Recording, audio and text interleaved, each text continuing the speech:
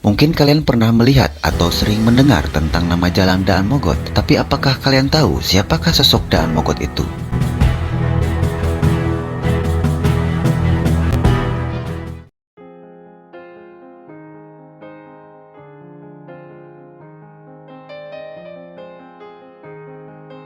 Daan Mogot atau yang bernama lengkap Elias Daniel Mogot adalah pria berparas tampan kelahiran Manado 28 Desember 1928, anak dari pasangan ayah yang bernama Nicholas Mogot dan ibunya bernama Emilia. Di usianya yang baru menginjak 11 tahun, ia pindah dari tanah kelahirannya ke ibu kota saat sang ayah Nicholas Mogot ditugaskan menjadi kepala lembaga pemasyarakatan Cipinang, Jakarta Timur. Sebagai remaja berwajah rupawan di usianya yang baru menginjak 14 tahun, Daan Mogot sudah bergabung dengan tentara peta bentukan tentara Jepang yang kala itu ditugaskan di Bali. Di usianya yang masih sangat muda saat menjadi tentara peta sangat cukup membanggakan, mengingat saat itu pihak tentara Jepang mensyaratkan bahwa anggota militer peta harus telah berusia minimal 18 tahun. Pada tanggal 18 November 1945, tak lama setelah bergabung dengan Tentara Keamanan Rakyat atau TKR, Daan Mogot bersama Kemal Idris, temannya saat di Tabanan, Bali, ia memutuskan untuk mendirikan Akademi Militer atau yang saat ini populer dengan nama Sekolah Perwira Tangerang.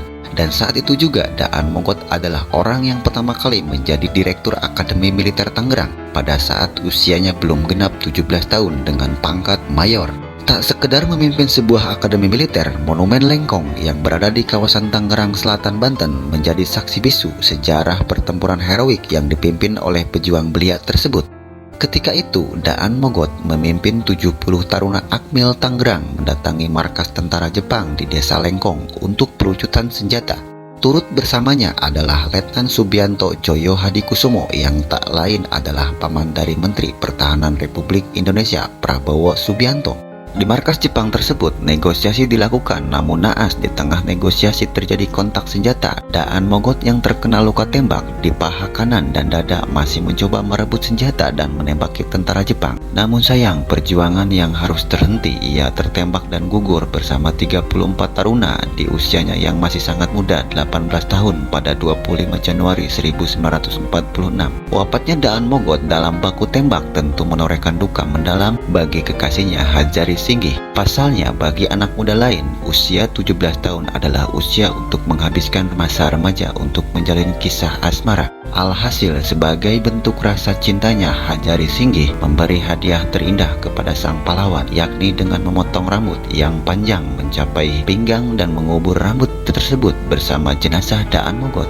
Melihat perjuangan sang perwira muda begitu besar untuk bangsa Indonesia, namun mengapa namanya tak tertulis dalam buku-buku sejarah? Apakah ada kisah belum terungkap di balik usianya yang tak sepanjang nama jalan?